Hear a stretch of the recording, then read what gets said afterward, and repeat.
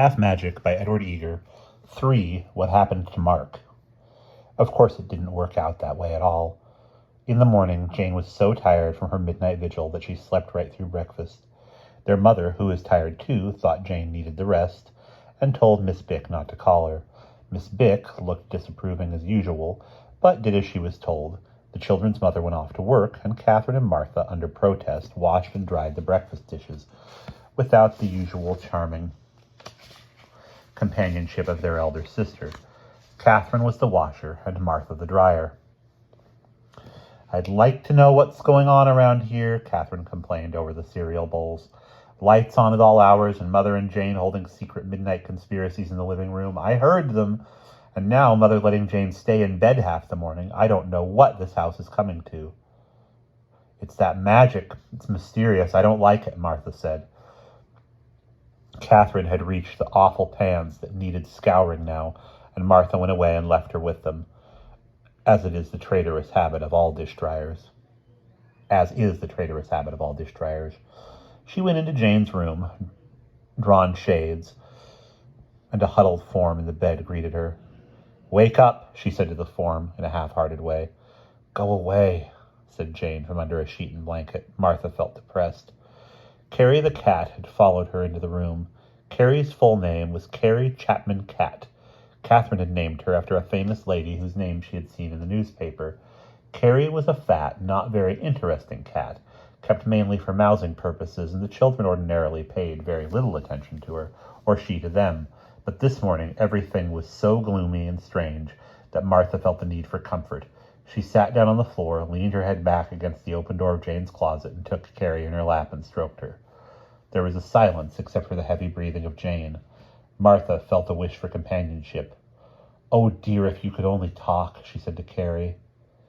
"Parks," said Carrie the cat. "Wa-oo-merglitz fitza." "What?" said Martha, startled. "Wa-oo-merglitz," said Carrie. "Will. With yours." "Oh," said Martha. "Oh." She got up, dropping Carrie rather heavily on the floor, and backed away, white with horror. "Foo," said Carrie resentfully. "Igwit at Ert." Mark appeared in the doorway. "Are my roller skates in here?" he demanded. "Jane borrowed them last week when her strap broke." Martha ran to him and clutched him. "It's that magic. I've got it now," she cried. "I wish Carrie could talk, and now listen to her." Carrie chose this moment to put on an offended silence. "Bourgeois," Mark said gruffly. He had found his roller skates in Jane's shoe bag and was putting them on. "That old cat. She was always crazy anyway." "Azy you selvits?" said Carrie suddenly. Mark looked surprised. Then he shook his head in disbelief. "That's not talking," he said. Probably just having a fit or something." "But I wished she could talk, and then it began, like Jane yesterday." "Just a coincidence," said Mark. Yesterday, too, I don't believe in that old magic. Just Jane being smart. Just a lot of crazy girls." He banged away through the house and out the front door on his skates. Miss Bick could be heard following in his wake and lamenting the fate of the floor polish. Martha gave up. There was no sense in appealing to Mark in this mood. Sometimes he got tired of being the only boy in a family of girls, and when that happened, there was no comfort in him. But she refused to be left here alone with the sleeping Jane and the gibbering Carrie. Or could Mark have been right? Was it just a coincidence? She looked at Carrie doubtfully. "Did you say something?" she inquired politely. "Iddle widdle baddocks," said Carrie. Powitzer. Grandpa." Martha fled the room, calling for Catherine. Catherine met her in the hall. "Don't talk to me," she said, "pan-shirker." "Oh, Kathy, don't be cross," Martha entreated. "Something terrible's happened. I've got it now, only it comes all wrong." And she told Catherine of the behavior of Carrie. The two sisters, clutched in each other's arms, cautiously approached the door of Jane's room and looked in. Carrie was still there, pacing the floor, lashing her tail and muttering a horrid monologue. "It a little bit Bixbacks," she was saying. "Grandpa, foos. Idgwits. Ooh, Fitz wanna talk wits in a Fitz place and Anahu." She seemed to be trying desperately to express herself. It was agony to watch and still worse to hear. "This can't go on," said Catherine. She strode courageously into the room, making a wide circle around the still muttering Carrie, approaching the huddled figure in the bed and shook it. "Fitachu," said Jane. "Now she's doing it," Martha wailed from the doorway. Catherine looked stricken. "I think it's just sleep talk," she said. "The time has come for desperate measures." "Let me," said Martha, glad to get away from the doorway even for a second. She ran to the bathroom and fetched a wet sponge. Avoiding the sputtering Carrie, she ran back to the bed and trickled the sponge upon Jane. Jane sat up in bed and struck her sister full in the face. In the tears and apologies and mopping up that followed, Jane awoke sufficiently to be engaged in sensible conversation and to notice the gurglings and spittings of Carrie. "What did somebody do? Wish she could talk?" she asked. "Yes, I did. How did you know?" Martha stared in amazement. "How did you happen to find the charm? Who told you could go through my things?" "I didn't. I don't know what you mean." "Wait a minute. Were you standing when you wished it? Or where were you standing when you wished it?" "I wasn't. I was sitting down." And Martha showed her where. "You must have leaned back and touched it." "Touched what?" said Martha. "What charm?" said Catherine. "The charm in the shoe bag," said Jane. "Wait till I tell you." She told them. "I don't see how you're so sure," said Martha when she had finished. "About Mother last night, I mean." "She just as good as said so," said Jane. "And I, Sherlock Holmes the rest. Don't you see? She wished she were home and ended up halfway home. I wished there'd be a fire and got a little fire. A child's-size fire. Martha wished Carrie could talk and she can half talk." "Wah, Fitz Badlax," remarked Carrie. "Exactly," said Jane. "It's that nickel I found, only it isn't a nickel. It's a magic charm and it does things by halves. So far, we've each got half of what we wished for. All we have to do from now on is ask for twice as much as we really want, you see?" I haven't had fractions yet," said Martha. Jane explained further. Martha became weary of the explanation. "What would twice as much as never having to learn fractions be?" she wanted to know. "Don't be silly. You don't want to ask at things like that," Catherine cried in scorn. "Nobody's going to ask for anything till we talk it over and decide," Jane announced firmly.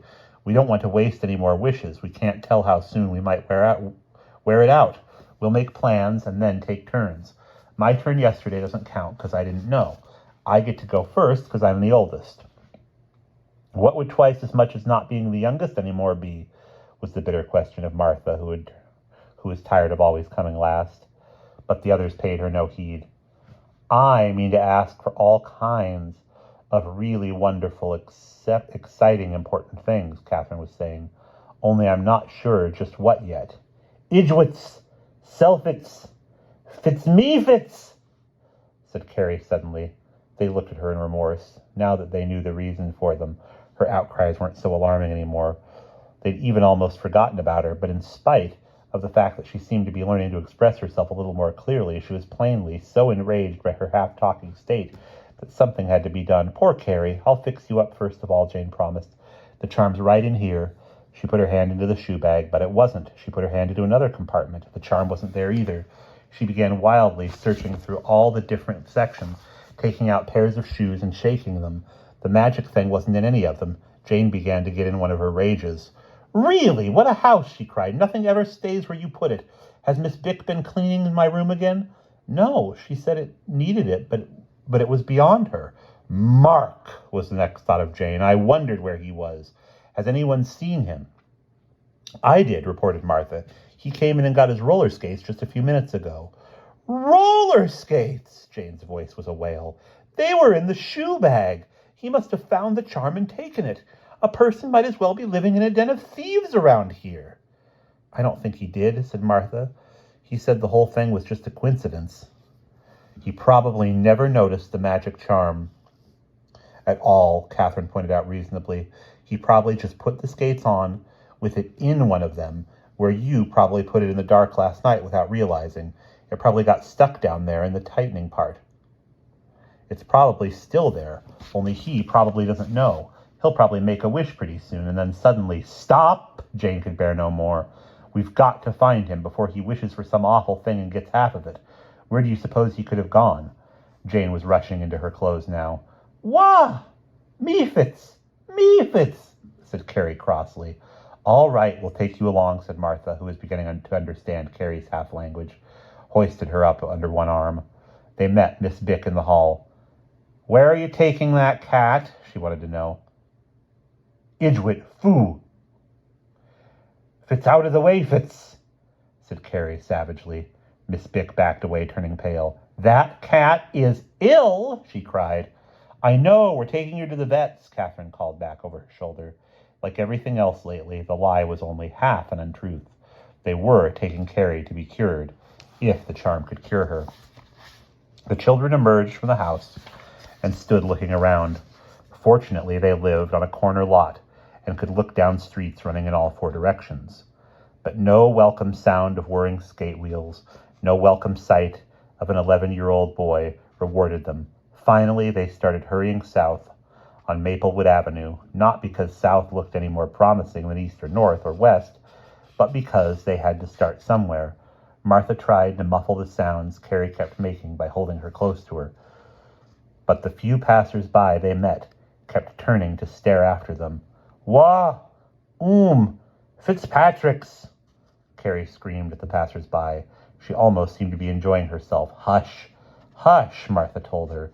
She was having hard work running fast enough to keep up with her sisters. It won't be long now. At least, I hope it won't. And we'll pause there.